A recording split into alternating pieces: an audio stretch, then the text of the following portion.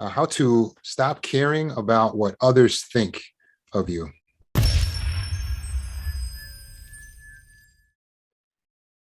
So take inventory of yourself for a moment. Do you care about what other people think? Should you care about what other people think? Well, the answer to that question is actually yes. Although it might seem counterintuitive, all of us should care to a degree, and all of us do care what others think of us. It's just a fact of life. In fact, if we lived in a world where no one cared what anyone else thought, it would quickly descend into chaos. And so it's good to a degree that we have some awareness of ourselves, some sense of self-consciousness, but we don't want to be self-conscious. People who describe themselves as self-conscious are constantly feeling as if other people are looking at them and judging them. They believe that other people are thinking something negative about them. People who describe themselves as self-conscious feel like everyone can see their flaws and everyone is thinking something bad. And this then leads itself into social anxiety.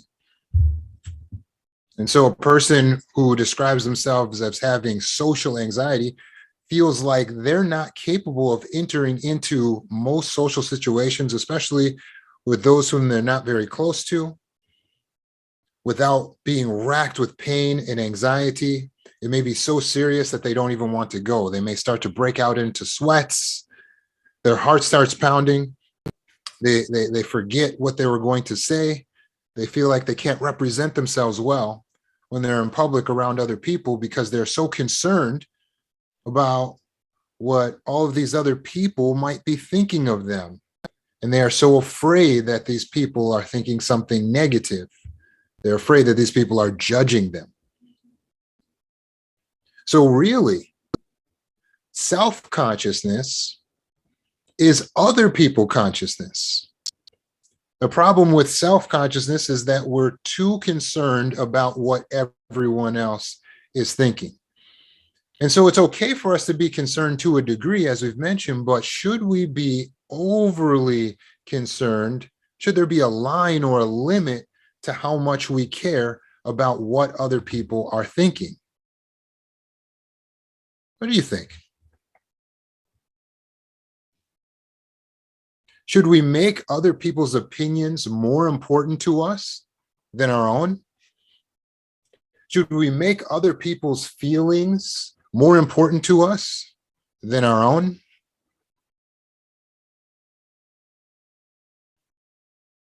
Should we make other people's opinions more important to us than our own? Should we actually start to change ourselves and revolve our life and our schedule and our energy around everyone else? Well, of course not. But then how do we strike a balance? Because it is proper to consider others. It's proper to care about them to a degree.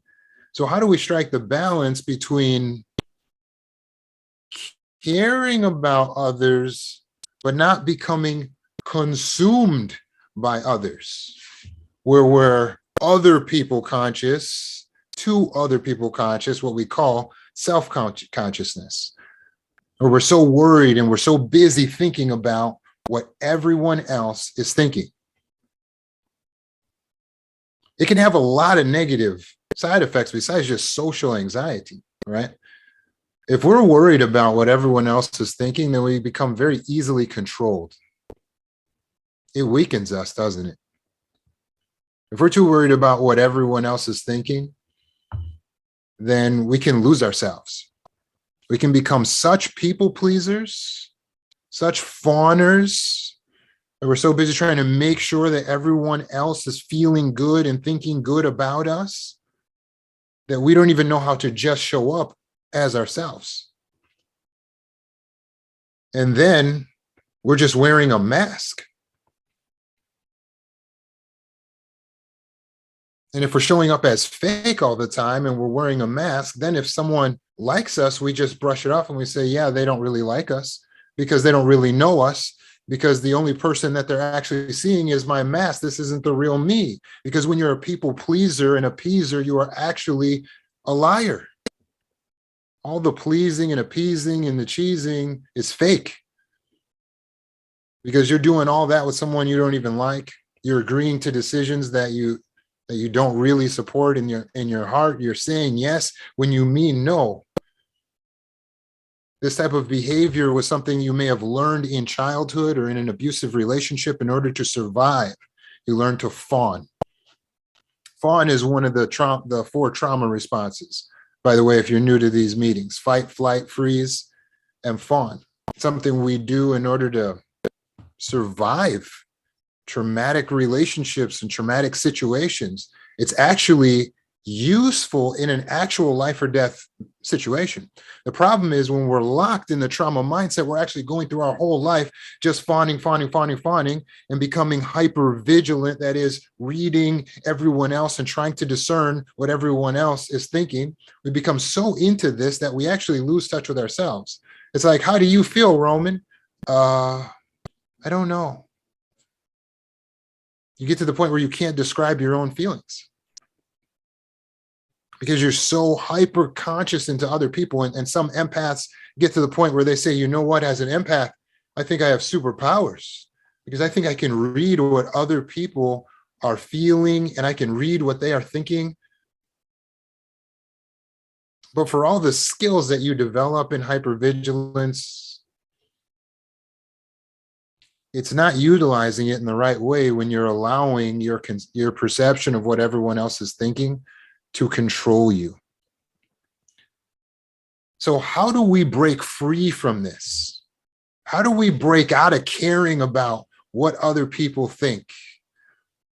How can we strike a balance between still considering them, but being able to stand in our own power and our own identity and let go of what other people may or may not be thinking of their perceptions? One of the things you have to recognize, if you want to let this go, is that all of this is based on cognitive distortion. Cognitive distortion means false thinking. It's a mistaken thinking. Now, don't feel bad. All humans at some point get cognitive distortions. They typically come from us allowing the feelings to influence our beliefs. They come from us allowing the feelings to influence our beliefs. That's where cognitive distortions come from, being in an emotional mindset, being in a trauma-based mindset. And so everyone has a cognitive distortion, but one of the main cognitive distortions behind the self-conscious mindset is mind reading and fortune telling. Mind reading and fortune telling is a distortion that's found commonly in those who are diagnosed with mental illness. Mind reading and fortune telling is the belief that we can read what someone else is thinking, or that we know what they will think or will say or will do. It's the belief that we can read what someone else is thinking. So you realize when you walk through your life fearing that someone else is going to judge you, that's believing that you know what they're thinking or they're going to think. Can you recognize how that's distorted? When you walk through your life concerned that everyone else is going to think negatively of you if you wear this shirt or walk and talk this way or come with this person or whatever the behavior is that you're so hyper concerned about, maybe just being there, maybe just showing up as yourself, all of that is based on a distortion that you know that other people aren't going to like you. They're not going to accept you. They're going to reject you. It's fear-based, but it's based on distortion. So the first thing you got to put in your notes, if you're trying to beat this thing, is that this is cognitive distortion. Or if you don't like the big words, just say false beliefs. It's wrong. It's untrue. It is a lie. So how do we get into a place where we got untrue thinking going on and we're living in a lie? Why are we lying to ourselves? Because we can't read people's minds. So why are we lying to ourselves? Well, this may have been a way that we adapted to a abuser or a narcissist who was our loved one or our caretaker. See, we learn to believe always that they may be thinking something negative about us, or they're going to think something negative, or they're going to judge us, so we can protect ourselves because we weren't safe in our home. If you show up and you put a beret in your hair, and you come downstairs, you say, "Hey, Mom, how's it going?" And she sees the beret in your hair, she might say very mean and harsh things that hurt your feelings. "What is that? What do you have in your hair? That's disgusting. Why would you wear that?" And then she starts saying really bad names that you would never want to call anyone. And this is how she talks to her child. All right? Narcissistic mothers and fathers, they'll call their children very harsh, derogatory names. Right? And so if you grow up in an environment like that, it's kind of understandable that you may think that people are going to judge you, or people are going to reject you, or people are going to hurt you. You develop that at the same time you were learning how to tie your shoes and learn how to walk and learn how to talk. You also learn people are going to judge me. I got to be really careful. And now you're hyper vigilant. And now you're assuming that you know what everyone's going to be thinking. And this is where you develop your people pleasing. And this is where you develop your social anxiety. So how do you beat it? Well, recognize that distortion is all negative filtering. You're saying that you can read everyone's mind and that you know what people are going to be thinking, but your knowledge of what they're thinking is always negative. Just recognize that for a moment. Jog back in your memory of all those times that you assumed you knew what someone was going to say, what they were going to do, and how bad it was going to be, and you'll realize it's always negative. You always thought they were going to judge you. You assumed they were going to think the worst of you. Always negative. It was to protect yourself. That's how you learned it. You said, "Hey, I'm just going to imagine the worst, and then I will protect myself from the worst because I'll already be expecting the worst." Right? It makes sense to a degree. If I just expect the worst, then I can't be blindsided upside the back of the head with it because I'll always be ready. That was how you learn to adapt. But let's finish our development, because in the household you grew up in, you may not have had the opportunity to finish your development. So let's examine that old belief that we may have come up with in childhood. Should we assume that everyone is thinking something bad? Should we assume that everyone is going to judge us? Should we have a negative bias on everything and everyone? Just think about it for a moment. Will that help you? Is it helpful to the self to assume all the worst? What are you coming up with? When we were children, we came up with the idea that if I assume the worst, then I'll be safe. Then no one can surprise me. But the reality is, when we assume the worst, we're putting ourselves into a state of anxiety, as if all the worst is actually happening to us right now. Does that make sense?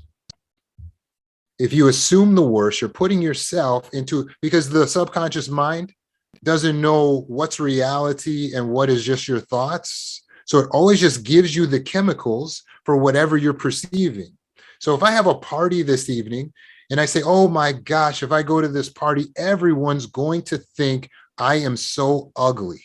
And they're going to think I'm so dumb. And they're going to say, you know what? That's why he's still single, because he's ugly and he's dumb. That's what's going to happen if I go to that party tonight.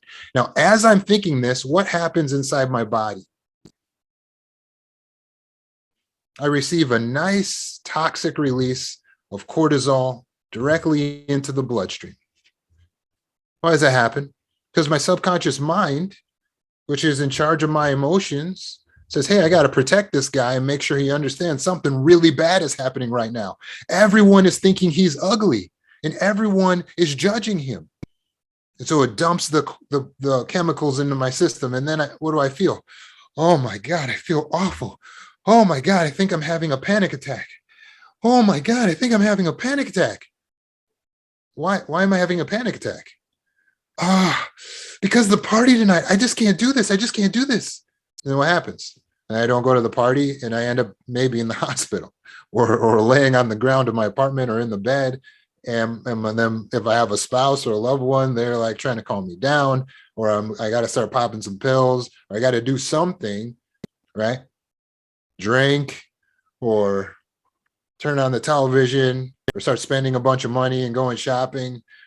Then I go into all my maladaptive coping mechanisms, right? Which is a fancy way of saying I don't know how to handle it. So I start doing things that are disordered. Now let's rewind. What happened here? Let's reverse engineer what happened. The social anxiety all came to how I was using my mind. It all came down to my perceptions, because I perceived that it was going to be bad. Does it help me to assume the worst? No, it's not generally helpful to go through your entire life in non-life and death situations assuming the worst. A party tonight is not a life or death situation. It's not time for me to assume the worst. It's not time for me to use my childhood protection mechanisms. It's superior for us to flip the bias. Flip the bias. Because we're all walking through life with a bias. We are all prejudiced. Prejudice just means that with very little information, we will come up with a snap judgment on situations and people. With very little information, we prejudge. Why? That's what subconscious mind does. It's quick. It's also known as your intuition. So we need to flip the prejudice, retrain the intuition. How?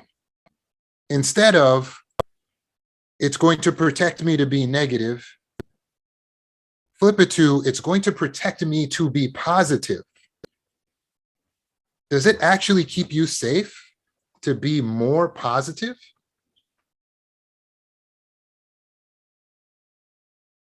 Think about some examples. I can give you some examples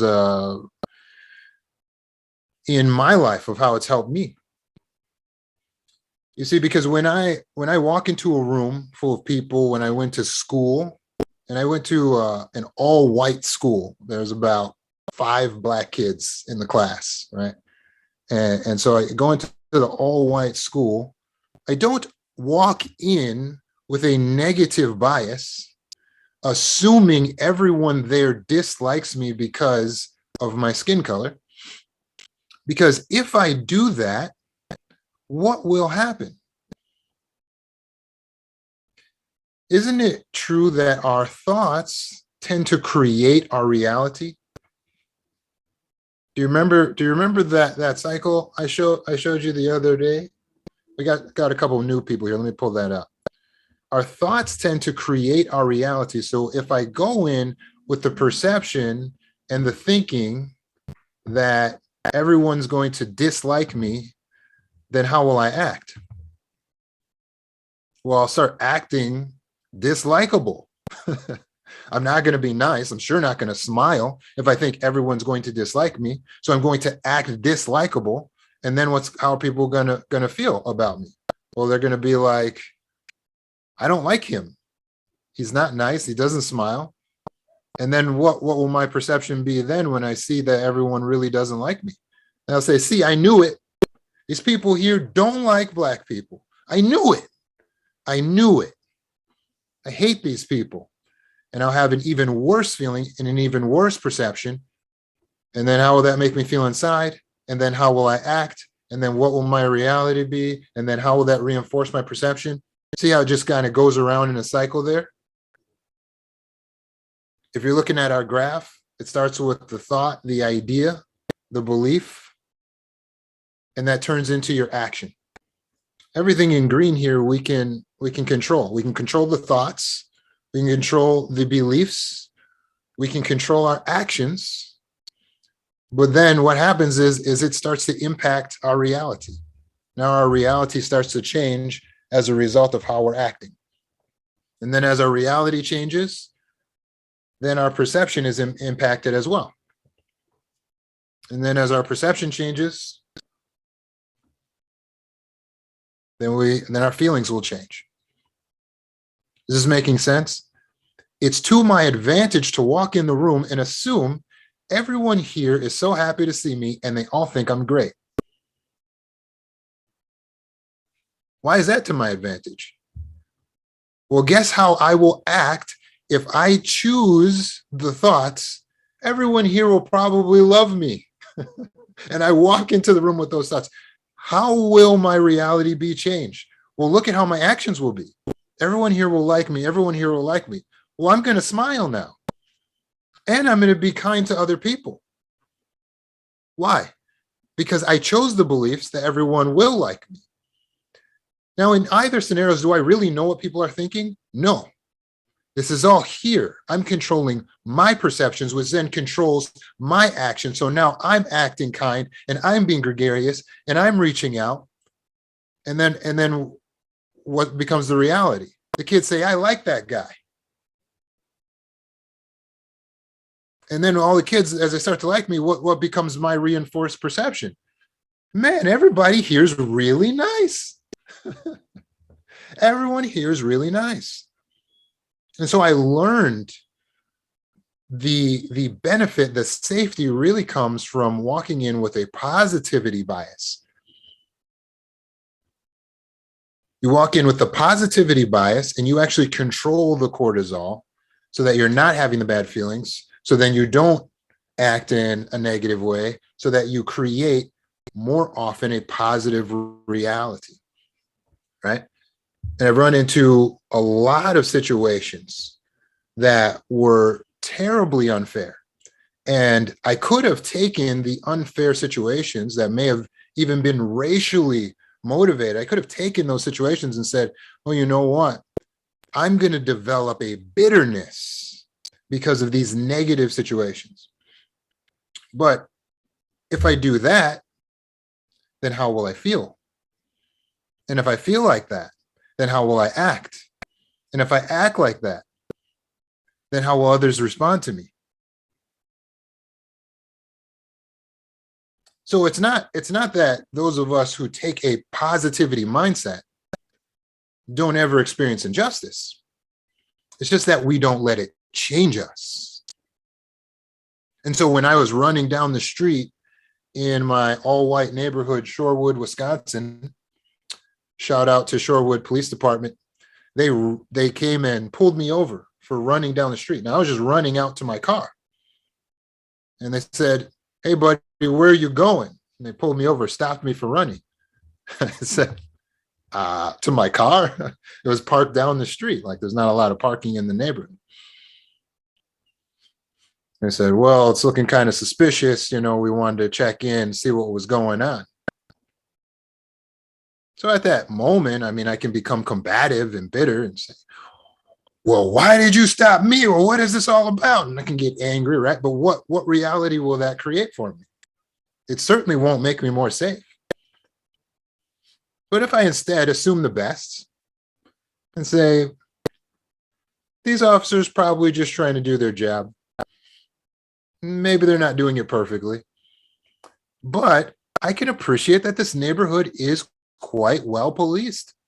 And that kind of makes me feel safe.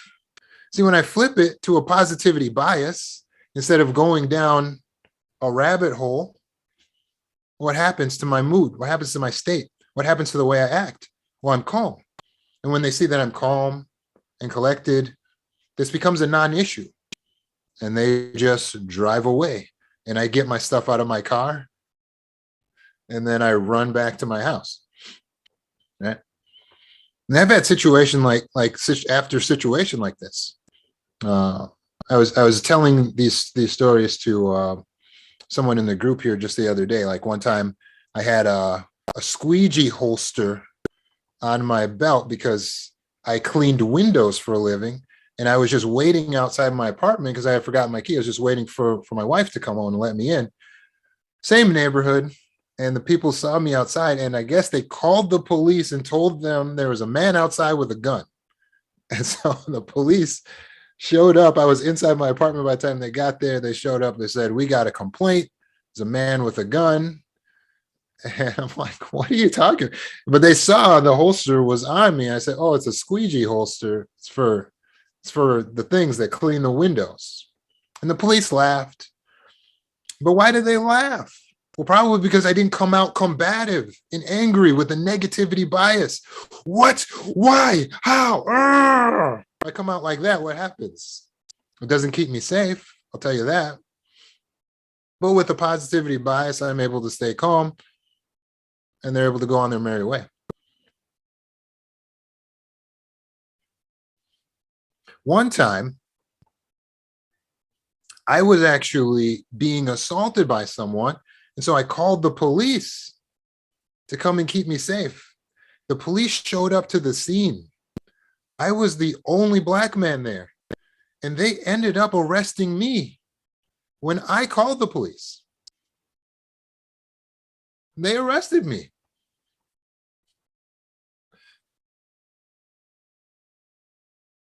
How I handle the situation?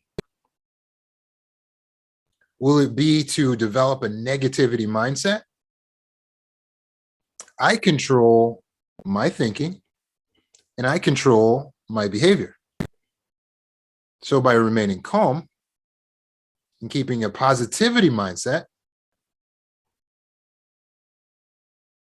the situation was diffused, and in less than a half hour, I was back out on the street. Now, easily a person can have these experiences. They can hyper focus on these experiences and say, I have basis, I have justice to be angry. I am justified. I am justified to believe the worst about police officers, or to believe the worst about people who aren't my race. Or a person can go through the same experiences and say, although I've had some bad experiences, I've also had many, many good experiences. And it's my assumption that everyone's going to love me and everyone's going to accept me. And as a result, what do you think I actually get overwhelmingly? I get love and acceptance overwhelmingly. Because for the 3 bad experiences that I named, I have tens of thousands of written notes and letters and comments from people that say, we love you and we accept you and we appreciate you. None of that would exist if my mindset was they're all going to hate me. Do you get what I'm driving at? You control what you perceive. Even if you've gone through traumatic situations, you can decide not to allow that situation to change you. And when you keep a mindset of positivity, when you stay in your frame and you keep control of yourself, then you can have a better outcome than if you say, I can't control myself. It's all bad. It's all bad. Right? So if you're taking notes, start thinking about some ways you can flip your perception of what other people are thinking of you. Instead of walking into situations thinking everyone is going to hate me, you should be walking into situations thinking everyone is going to love me. It's a choice. It's a simple choice. I assume everyone is going to love me there. Everyone's going to think I'm ugly. No, no, no. Right there, right on your page, everyone's going to think I'm handsome. When I show up at this party, everyone's going to think I am beautiful. Write that. Why? Why not? If you're going to make up stories, you might as well make up a good one, because that's all you're doing anyway. When you say, oh, they're all going to judge me and it's all going to be terrible, you're just making up the story. You can't actually read minds and you can't tell the future. So you might as well, if you're going to make up the story, make up a good one. I'm going to walk in that party and I am going to become the life of the party. When I get there, I am going to be absolutely loved and adored. Assume the best. And you will be surprised at how it changes your reality.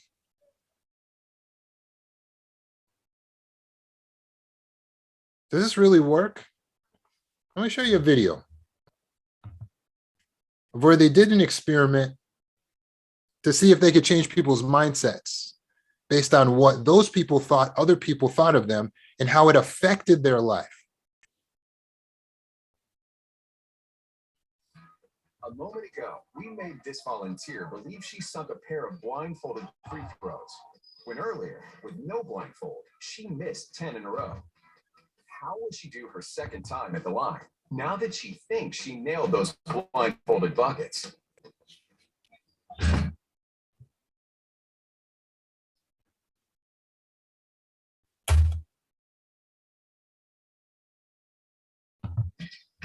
Oh, close! So close. So close. That's number one. All right. Keep it going. Keep it going. Oh! She's definitely getting closer, but no baskets yet. You got this. You got this. You got this.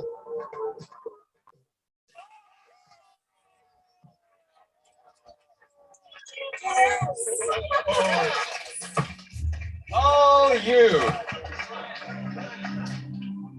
Oh, oh,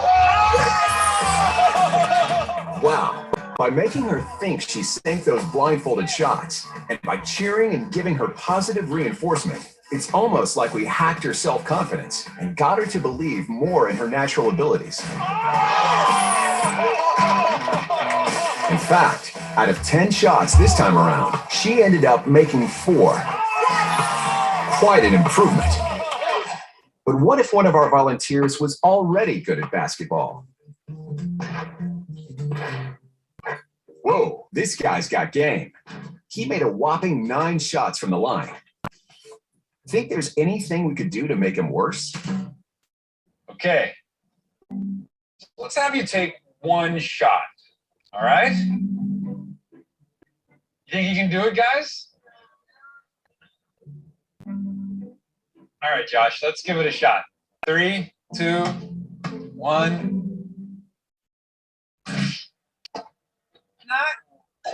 Not quite, but it's all right. Let's let him try a second time.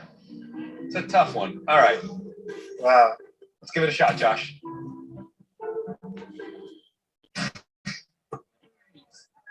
All right. All right. Well, look, the man is blind. Okay. Let's go ahead and take off the blindfold. So listen, it wasn't as easy as we thought, but let's have you do your 10 throws again without the blindfold. Okay. Just do your thing. 9 out of 10, maybe 10 out of 10. Okay. Let's see. You guys got his A game on? Come on, Josh. Whoa. All right, Josh. You got this, man. You got this.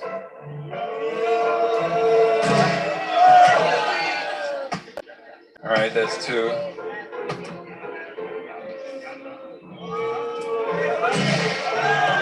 Remember, this guy made 9 free throws earlier, but now it looks like the crowd's negative reinforcement is throwing him off his game.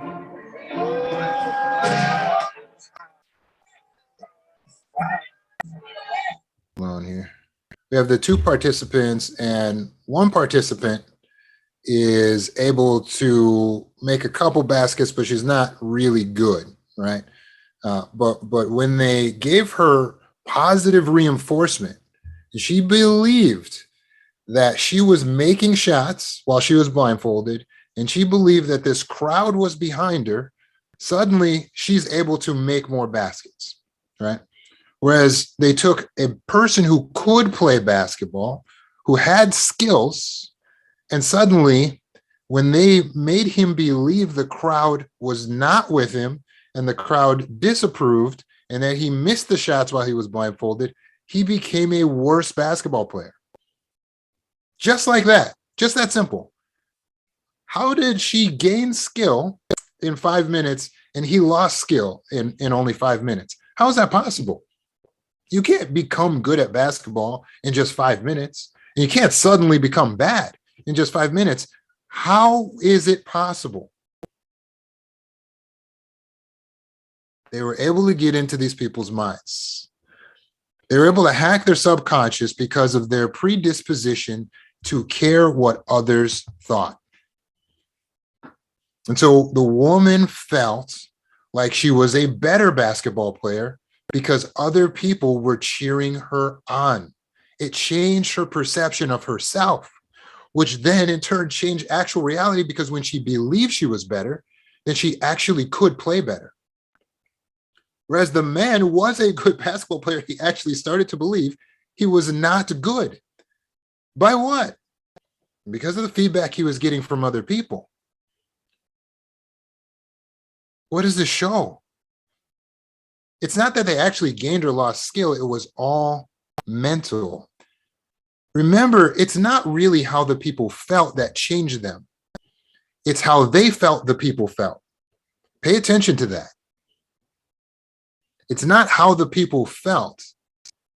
Because with the guy, for instance, did the crowd really dislike him? Did the crowd actually think he was a bad player? No.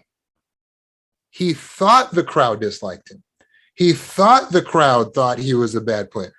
And as a result of just him thinking that, he became a worse player. Remember that. It was his perception. It's not them. It's his perception. They were actors. Inside their hearts, they all loved him. He does not have the ability to read minds. He does not have the ability to feel and sense emotions. He thought he was. He was like, man, I think I can feel the energy in here and it's negative. He didn't know the energy was, everyone there was an actor. This was just an experiment. We all love him. It's our perceptions. And that's great news because we control our perceptions. We control our perceptions. So how do you stop caring about what everyone else is thinking? You have to take responsibility and agency of your own perception. You have to decide to believe, despite anything else, decide to believe that everyone here loves you. Everyone's going to think positive. They are not going to judge you. They're going to be more concerned with themselves. They're not thinking bad about you. But what if you're getting overwhelming evidence that people are thinking bad about you? Then what do you do? Even then, you have to stay on positivity bias. Now, how do you do that? Well, how do the greats do it? How do professional athletes walk into stadiums where everyone is booing and jeering? So everyone hates them and wants them to fail, but how do they still succeed under those circumstances? Again, they control the mindset. And they say, okay, I acknowledge the reality that everyone here hates me, but I'm going to use their hate as fuel. That is adaptive thinking. Assume the best, but if you become overwhelmed with people's hatred, just use their hate as fuel. That's how winners win. And we have to get out of fun, which is, I'll lose so everyone else can win, so I'll be safe. No. From now on, as a part of your healing, you need to think, I want to win too. We can all win. And I want to win too. Think like a winner. The Tom Brady's, the Michael Jordans, the Kobe Bryants, they go into stadiums where everyone's booing them and trying to get them to mess up, and they stay directly on their game. And there's examples of this. I'll show you one quick one before we part here. This is a video of Michael Jordan, and he's in a situation here where he's at a summer camp full of children, and the bet on the table is that if he misses one shot, he has to give all the kids a pair of his own tennis shoes. So what do you think Michael Jordan does? Well, the camp counselor is going to do everything he can to get Michael Jordan to lose. So he's got all the kids riled up, so everyone's going to make noise and try to get Michael Jordan to miss the shot so that all the kids will have to get a pair of tennis shoes from him. So let's see how this turns out. The title of this video, by the way, is Michael Jordan Doesn't Like Children. Take a look.